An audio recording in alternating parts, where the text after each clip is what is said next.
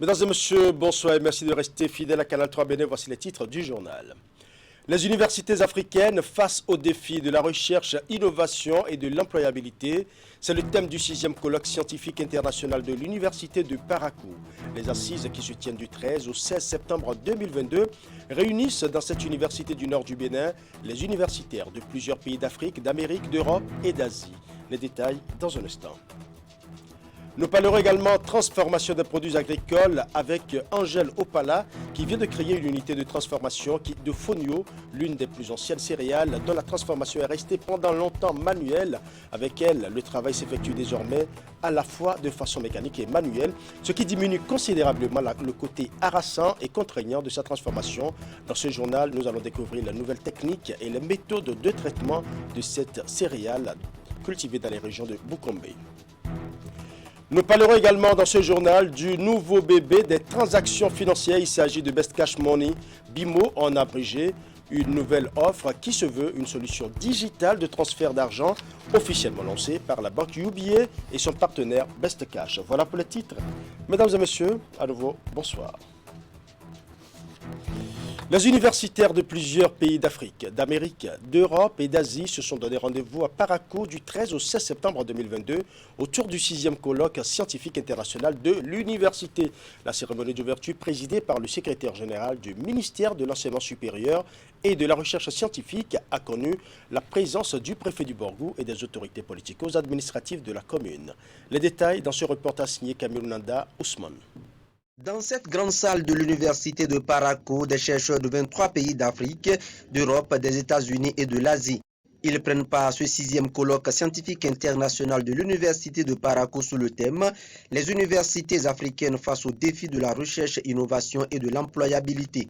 Cette première activité d'envergure internationale pour le compte de la nouvelle année académique se veut un cadre de rencontre où les universitaires conjuguent leurs efforts pour renforcer la recherche. Le colloque qui nous réunit ce matin et dont le thème principal est « Université africaine face aux défis de la recherche, innovation et de l'employabilité » se veut être un cadre de rencontre où des universitaires, des chercheurs conjuguent leurs efforts dans une réflexion prospective sur l'une des responsabilités majeures de nos universités, les défis liés à la recherche et l'innovation et l'épineux problème de l'employabilité de nos apprenants après leur formation universitaire. Pendant 4 jours, les participants vont partager les résultats de leurs travaux de recherche, ceci dans le but de résoudre le problème de l'employabilité dans nos États africains. 6 ateliers vont meubler ce colloque, avec au total 634 communications de 56 universités et centres de recherche. L'université ne peut plus se contenter de former uniquement. Elle devrait aussi préparer ses étudiants à l'insertion professionnelle. Le problème du chômage des diplômés et de l'employabilité des jeunes en général est un problème structurel, grave et profond, qui nous interpelle, qui interpelle les responsables des instances universitaires. Plusieurs catégories de chercheurs de divers pays sont réunis à Parakou et cela témoigne de l'enjeu et de l'importance de la question relative à l'employabilité et à l'innovation. Ce colloque s'inscrit dans la ligne droite de la politique nationale du gouvernement pour nos universités. Ce colloque vient donc à point nommé parce que ce thème central et celui de la conférence inaugurale sont parfaitement en phase avec la vision que le gouvernement porte pour nos universités. En termes d'orientation, de mission fondamentale, de rôle dans la réalisation des objectifs de développement que nous lui avons assignés. Les travaux de ce 6e colloque scientifique international de l'université de Parakou prennent fin le vendredi 16 novembre 2022. Restons dans le secteur de l'éducation pour faire un zoom sur l'opération de distribution gratuite de fournitures scolaires aux écolières, écoliers et élèves. C'est une stratégie du gouvernement Talon pour faciliter la reprise des classes 2022-2023 aux apprenants sans discrimination aucune. Le lancement officiel de cette opération hautement sociale a été présidé ce mardi par le ministre des Enseignements maternels et primaires à Natitengo. Reportage. Des kits scolaires aux apprenants de la Takora à moins d'une semaine de la reprise des classes. Une initiative qui s'inscrit dans le cadre de l'opération de distribution gratuite des fournitures par le ministère des enseignements maternels et primaires en vue de créer les conditions favorables à une éducation inclusive et de qualité. La présente cérémonie encourage à aller plus loin sur le chemin de la scolarisation, de l'amélioration de la qualité de l'offre éducative et du respect des droits de l'enfant. Dans son élan de solidarité à l'endroit de ses écoliers, le ministère des enseignements maternels et primaires est soutenu par des partenaires techniques et financiers qui œuvrent inlassablement pour l'accès et le maintien des enfants à l'école.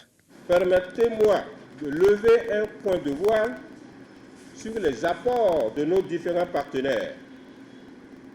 Ainsi, pour l'UNICEF, on note une mise à disposition de plus de 400 000 kits pour un montant total d'1 400 306 583 francs CFA, provenant du partenariat mondial pour l'éducation sur les deux programmes PME 3 et PME Riposte Covid-19, avec l'agent partenaire qu'est la Banque mondiale. Vient ensuite EDUCO, avec 14 760 000 kits pour un montant de 113 millions de francs CFA. MTN, avec 5 000 kits pour un montant de 53 millions de francs CFA. Plan Bénin, avec 166 748 kits pour un peu plus de 200 millions de francs CFA. Aide et Action internationale, avec 43 129 kits et pour un total de plus de 665 000 kits à distribuer à nos écoliers, écolières et élèves. Occasion propice pour les partenaires techniques et financiers de déceler un satisfecit au gouvernement pour les mesures prises en vue d'une rentrée scolaire apaisée. Comme vous pouvez le constater, le nombre d'élèves bénéficiaires des kits scolaires augmente d'année en année. Ceci est un signal très encourageant puisqu'il démontre l'efficacité du plaidoyer mené par le gouvernement et ses partenaires pour mobiliser davantage d'acteurs autour de l'éducation des enfants. À travers cette opération de distribution gratuite de kits scolaires aux enfants, le gouvernement et ses partenaires techniques et financiers s'engagent ainsi pour une année scolaire réussie. Rentrée scolaire toujours, à quelques jours de la reprise des classes, ce n'est toujours pas la grande affluence dans les stands de vente de fournitures. Les clients viennent au compte-gouttes ou même juste pour se renseigner. Et dans le rang des gérants et vendeurs, on s'en remet à Dieu et on garde espoir pour réaliser un chiffre d'affaires conséquent dans les dernières minutes qui vont véritablement précéder la reprise des cours. Voici le constat fait par Imet Hélène Amosso. En vacances officiellement depuis la fin du mois de juillet, écoliers, élèves et enseignants reprennent dans quelques jours le chemin de l'école en prélude à la rentrée scolaire 2022-2023. Outre les autorités en charge du système éducatif, les administrations des différents établissements maternels, primaires et secondaires, les parents d'élèves aussi s'affairent dans les préparatifs pour faciliter l'achat des fournitures à ces derniers. Des points de vente sont installés partout dans les villes, à Boïkon comme dans les communes environnantes. Le constat est le même, il n'y a pas d'affluence devant les stands. Pour le moment, ce n'est pas encore ce qu'on veut, mais bon, on espère qu'ils viennent beaucoup payer. Les clients viennent un peu. Mais bon, et à l'approche de la rentrée, c'est de ce moment qu'il y a beaucoup de clients. Comparativement à l'année passée, les prix ont un peu augmenté. Ils viennent juste demander le prix et ils repartent d'abord pour le moment. Et on sent la mévente, il n'y a pas du monde. Malgré que nous sommes à quelques jours de la rentrée, on ne sent pas qu'il y a la rentrée, on ne sent pas la rentrée. Il n'y a pas d'argent. Sinon, il y a 2 ans, en cette période, on vendait déjà un peu. Mais cette fois-ci, Nous venons juste dormir devant nos stands parce que les clients ne viennent pas. Ils viennent un peu. Comme la rentrée est encore un peu loin là-bas. C'est à cause de ça on ne les voit pas encore beaucoup. Selon les explications des uns et des autres, la mévente observée s'explique par la cherté de certains articles. À ceci s'ajoute la morosité économique. Néanmoins, vendeurs et vendeuses gardent toujours espoir. J'invite les parents de venir massivement payer les fournitures pour les enfants parce que l'éducation des enfants est primordiale et essentielle pour le développement du pays. Je dis aux parents d'élèves de vite venir acheter les cahiers pour nos frères et pour nos soeurs. Déjà, la rentrée est là, donc ils n'ont qu'à venir, qu'ils sortent massivement. Nous, on est là pour les accueillir, pour leur offrir des trucs de bonne qualité quand même. Pour le moment, ils viennent à compte un à un, mais quand même, ils achètent. Ils achètent, ils ne manquent pas d'arriver, ils se plaignent.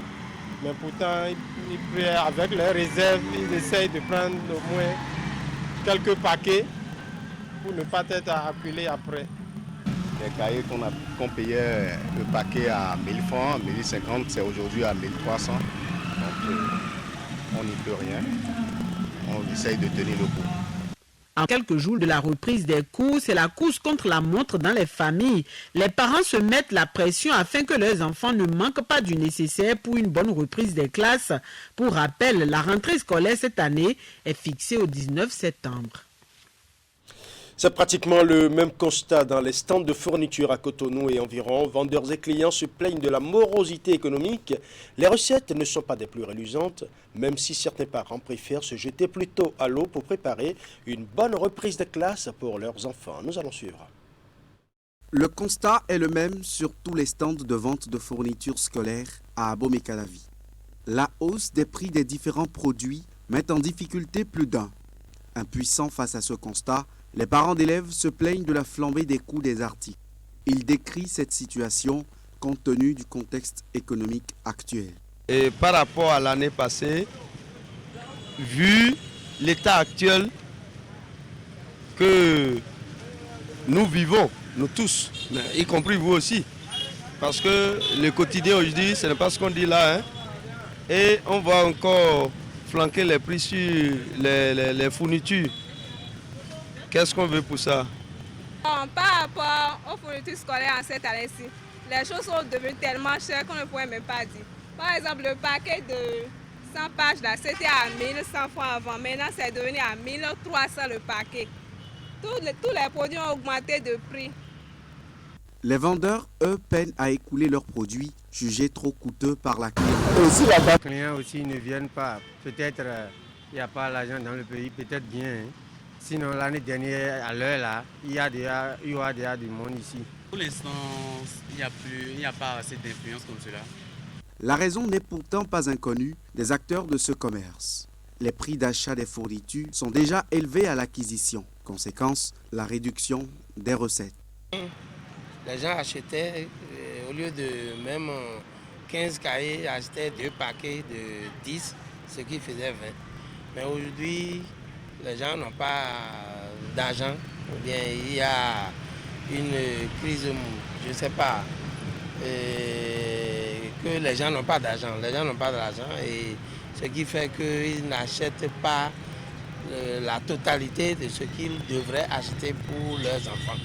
Malgré les prix, les parents sortent pour le moment au compte-gouttes pour s'acquitter de ce devoir vis-à-vis de leurs enfants.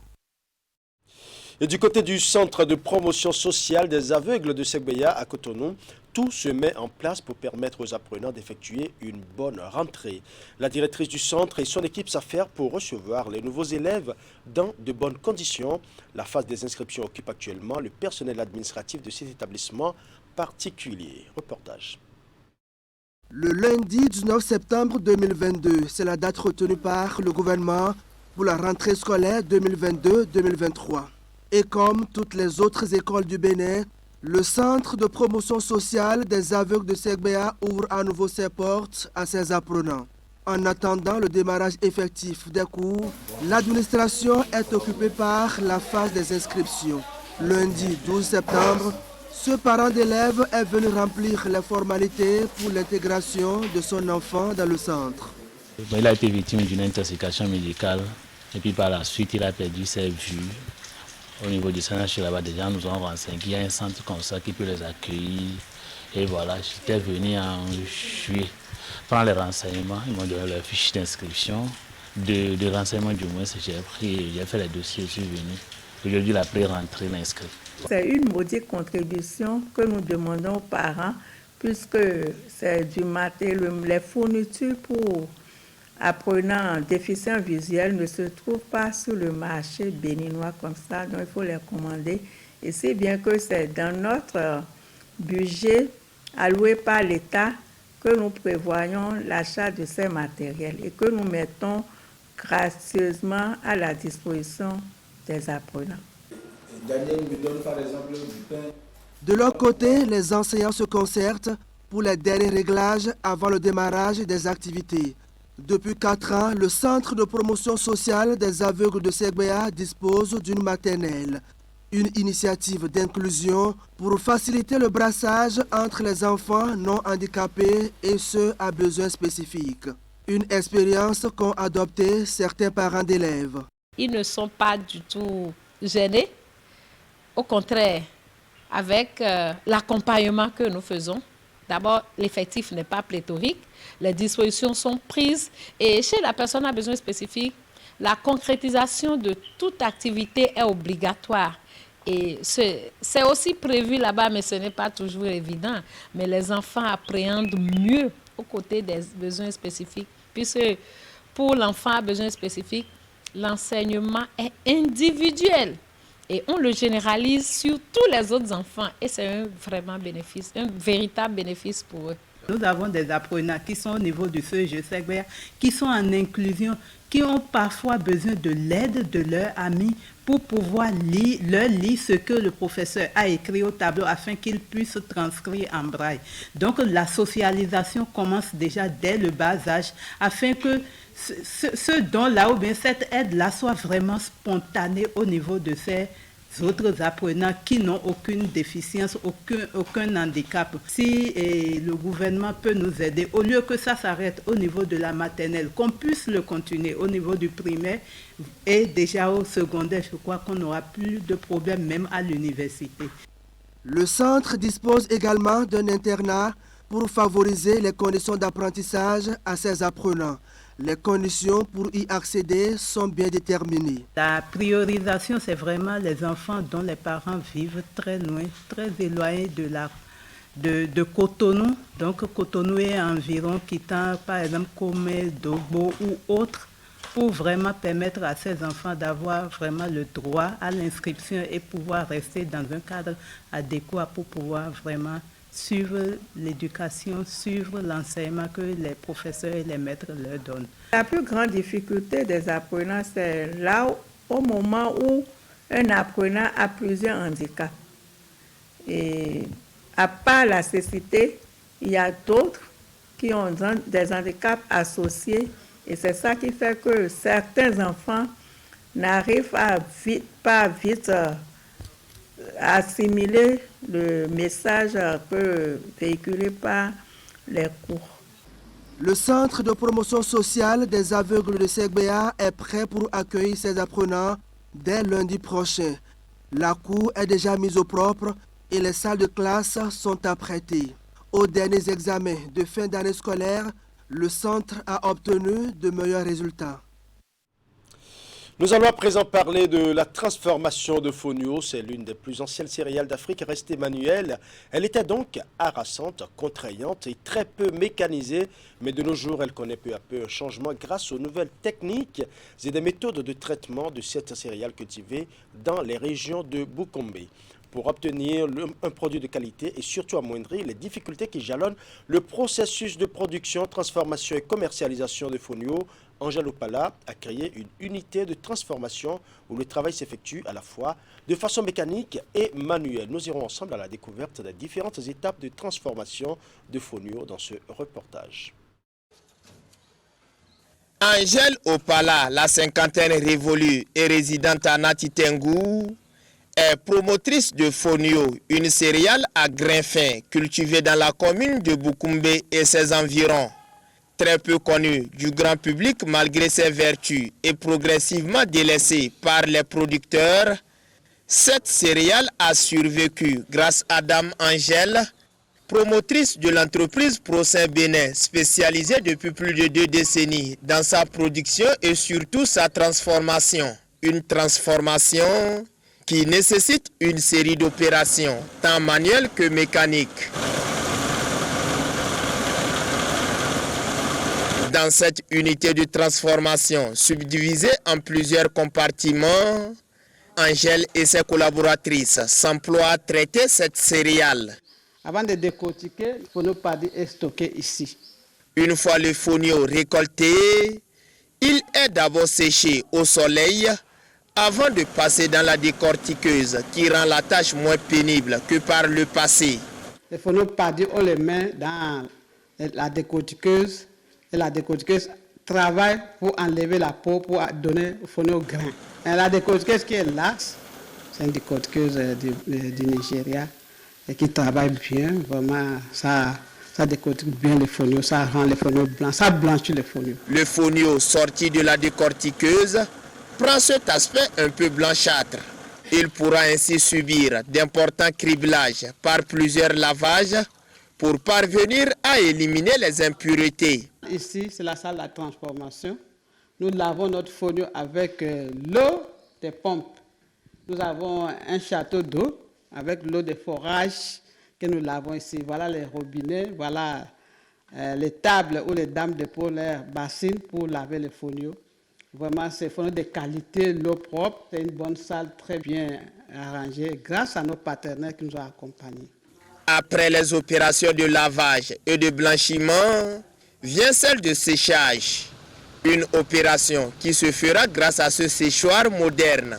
Nous séchons notre fonio à n'importe quel moment. Qu'il pleuve, qu'il neige, nous avons notre séchoir à l'intérieur ici.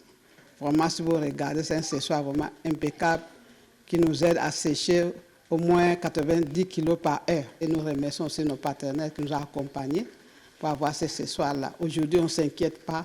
En août, en juillet, à tout moment qu'il pleut, nous avons notre séchoir pour sécher à l'intérieur, pour éviter les microbes, pour avoir un bon produit pour la santé de nos clients. Une fois séché, nous transformons ici. Nous avons au moins 7 dérivés de fonio. D'abord, les fonio qui sortent de la machine, c'est les fonio grains, que nous lavons aussi, c'est les grains jusque-là. Mais arrivé dans cette salle, nous transformons à cuit de fonio à travers la farine, couscous de fonio, semoule de fonio, fonio grains. Nous transformons aussi fonio complet et autres.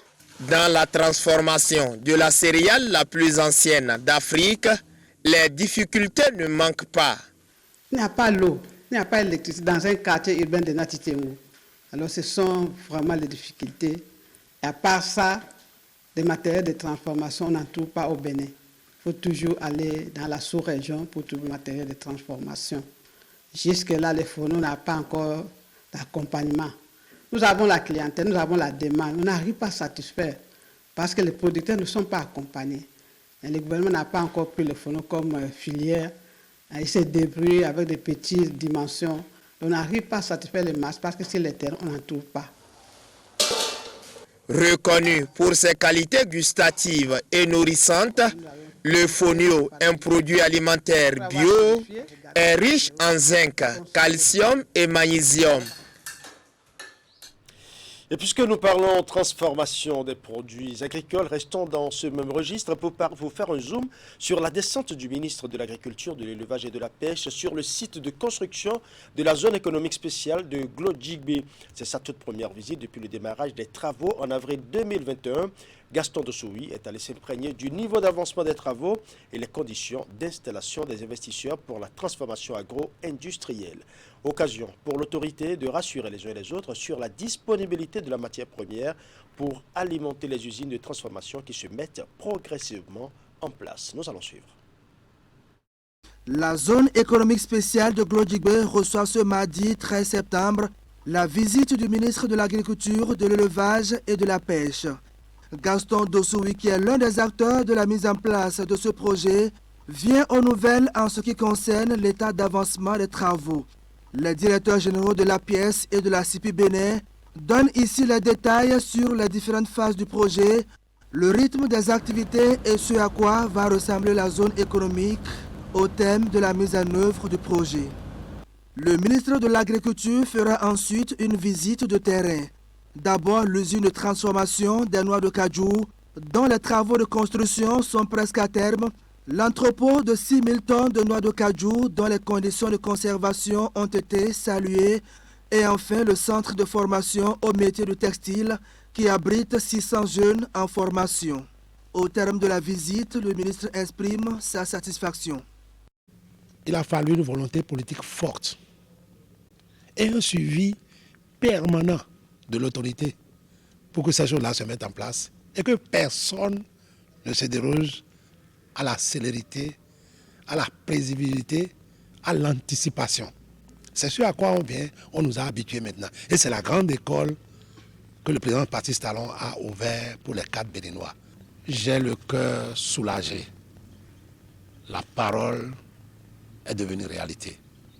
Au commencement était le verbe, et le verbe s'est fait chair ici. Pour assurer la transformation agro-industrielle de la zone, 35 investisseurs ont déjà signé les contrats pour le compte de la première phase de ce projet. Ils interviendront dans plusieurs secteurs comme la fabrication des matériaux de construction, la transformation agroalimentaire, la fabrication des emballages, l'industrie automobile, l'industrie pharmaceutique et le montage électronique. La disponibilité en quantité et en qualité des matières premières reste le principal défi de ce projet. Sur la question, le ministre de l'Agriculture rassure. Des entités, des structures sont en accord avec la zone industrielle ici, de Glodjigbe, pour aller discuter avec les producteurs pour leur apporter des facilités. En retour, les questions de captage de la matière première produite aussi se négocient très rapidement. Et si d'aventure les gens rentraient dans un partenariat du genre pour même les accompagner à produire, il y a de fortes chances que la matière première soit suffisamment captée pour satisfaire les besoins d'ici. Juste dans la filière de cajou, de karité, d'ananas et de soja, 100 000 emplois sont attendus. Érigée sur une superficie de 1600 hectares, la zone économique spéciale de Glodjigbe vise à transformer de façon structurelle l'économie béninoise. Parlons à présent de l'atelier régional pour le financement des plans d'approvisionnement des contraceptifs dans les pays membres de la CEDEAO. C'est une rencontre initiée par l'Organisation ouest-africaine de la santé en collaboration avec ses partenaires, en particulier l'USAID. Les travaux sont placés sous la tutelle du ministre béninois en charge de la santé. Reportage. Comment financer les plans d'approvisionnement des produits contraceptifs en Afrique de l'Ouest? C'est à cette préoccupation majeure que vont s'atteler à répondre pendant 3 jours les décideurs des ministères de la Santé des pays de l'Organisation ouest-africaine de la santé, OAS, les principaux bailleurs et potentiels donateurs réunis depuis ce mardi à Cotonou. L'atelier vise à améliorer la disponibilité de ces produits dans les pays membres. Durant nos travaux, nous aurons à présenter l'analyse des plans d'approvisionnement 2022 des pays membres et préciser les besoins de financement complémentaires. Présenter une cartographie des principales et potentielles sources de financement des plans d'approvisionnement de chaque pays membre, ainsi que les mécanismes de leur mobilisation. Élaborer un plan de plaidoyer pour la mobilisation de ressources additionnelles pour le financement des plans d'approvisionnement 2022 des pays membres. Élaborer un plan d'action régional de mobilisation des ressources pour le financement des plans d'approvisionnement des produits de la planification familiale dans nos pays. Cela permettra de baliser le chemin qui conduira vers une autonomie certaine. Cette alternative est indispensable, mesdames et messieurs, car la disponibilité des produits contraceptifs est une des conditions nécessaires pour la capture du dividende démographique afin de décoller sur le plan économique et social. Cet atelier est organisé par l'OAS en collaboration avec ses partenaires, dont l'USAID. 9 pays de l'Afrique de l'Ouest francophone, dont le Bénin, ont initié en février 2011 le partenariat de Ouagadougou, un mouvement en faveur de la planification familiale. Malgré les efforts des gouvernements et de leurs partenaires pour son financement, le taux de prévalence contraceptive reste faible. La crise financière née de la pandémie de la Covid-19 a entraîné une réduction de la contribution de certains donateurs pour l'acquisition de ces produits pour les pays. Selon les statistiques, environ 20 à 35% des utilisatrices ont des besoins non satisfaits en produits contraceptifs. De façon générale, les plans d'approvisionnement sont couverts à hauteur de 50%. C'est-à-dire donc que des gaps d'environ 50% restent à couvrir. Nous devons donc tous continuer à faire des efforts pour couvrir ces gaps, pour garantir un accès universel aux services de planification familiale et par conséquent réduire les taux de décès maternels.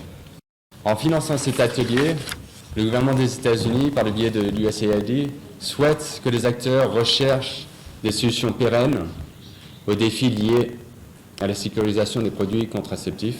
Je suis convaincu de la nécessité de privilégier une approche régionale dans la recherche des solutions aux défis communs, comme celui du financement durable de l'acquisition des contraceptifs. Il est attendu à la fin des travaux de cet atelier l'adoption d'un plan d'action régional de mobilisation des ressources pour le financement des plans d'approvisionnement des produits de la planification familiale dans les pays membres de l'OAS. L'atelier permettra également de renforcer le partenariat et la collaboration entre les différents acteurs.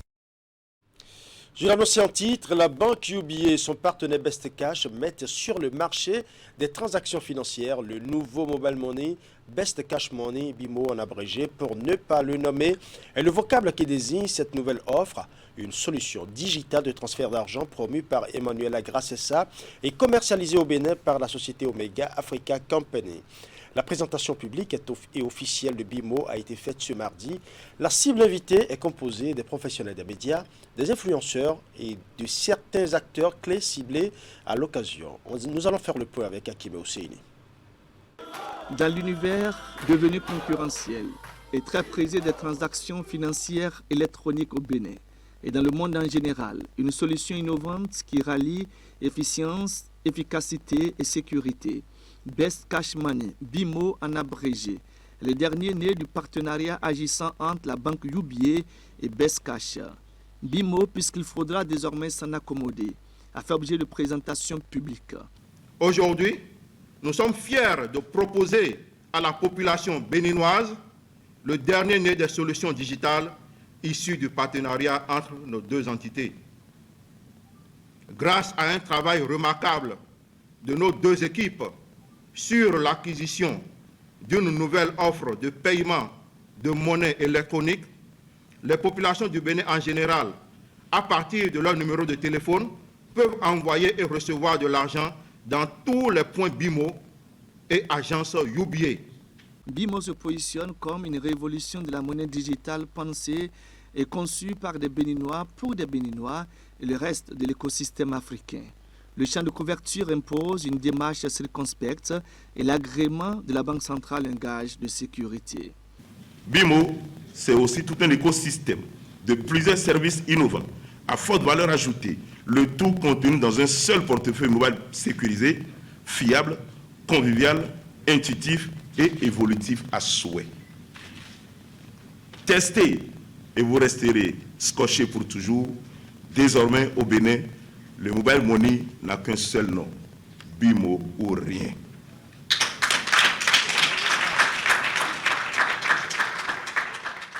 Aujourd'hui, avec BIMO, nous voulons garantir l'argent. Cela veut dire quoi? Celui qui a son argent numérique, même à 1 heure, à 2 heures du matin, où déjà les marchands ne sont plus là, il faut que cette personne soit capable de récupérer son argent. BIMO, nouvelle solution digitale de transfert d'argent, se présente sous forme d'application en 2 versions. Son téléchargement facile sur Play Store ou Apple Store. Et plus encore, vous pouvez souscrire comme utilisateur final, comme un marchand et comme un super marchand. Les conditions d'agrément sont souples et non contraignantes. Ce sera tout pour ce journal. Merci pour votre aimable attention. Bonne soirée chez vous.